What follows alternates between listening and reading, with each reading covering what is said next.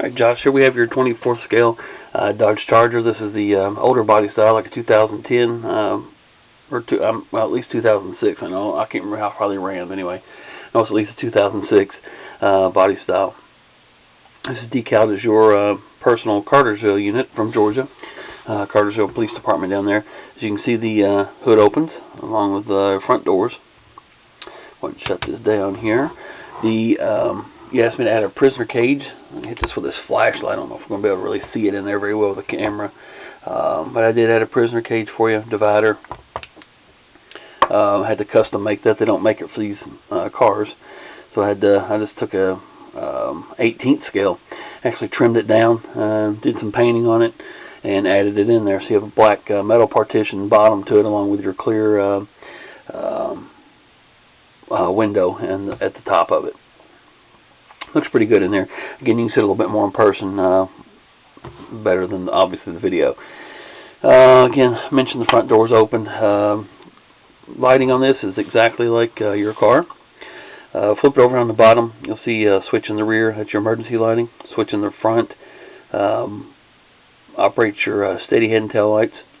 Your passenger side muffler, there's a push button. That'll be your siren, on, off, and sound tone selection. And then here's your wig-wag headlight, tail light switch to operate those. Let's start with just turning on the steady head and tail lights. Again, you wanted the warm white LEDs in these to more replicate your car. So you have your low, high beam, steady, low beams, red work light that you asked for, MDT installed as well, and then steady tail lights. Might be able to see a little bit of reflection maybe inside there, be able to see the prisoner cage in there, but I can't tell.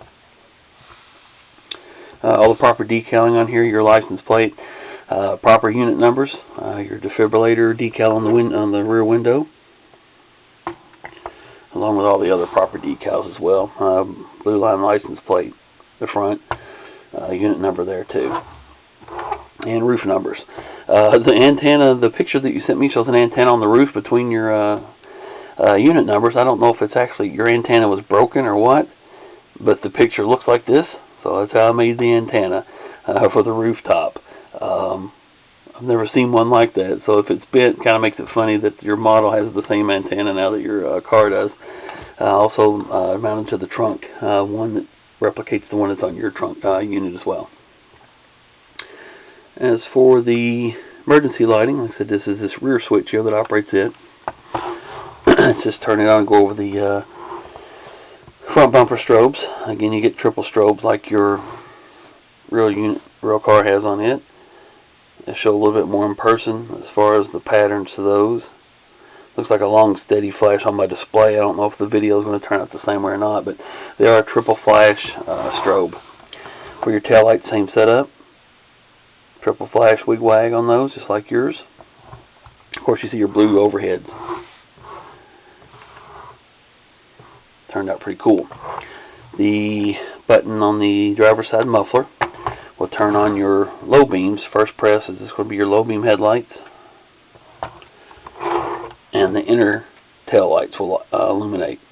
Press that again, it's going to start your wig-wag patterns. Same as with your headlights. Now if you hit that again, it'll speed them up just a little bit. Even faster. And then more like a chaotic type, almost a strobe flash.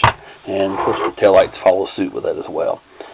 Turn it all the way off, back on, single, a little faster, and then a chaotic flash.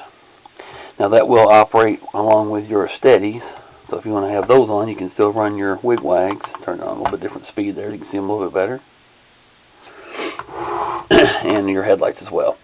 So basically, when you sent me that video, that is what I saw. The side-firing strobes along with your steady low beams and then wig-wag high beams. And then same as with your taillights. Steady outer taillights with your wig-wag inner taillight. And then, of course, your strobes over your license plate. The button on the passenger side will be your siren. You press it one time.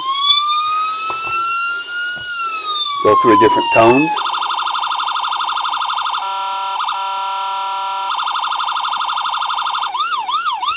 That just runs those tones there. Hit it again. That's where it locks in the different sounds.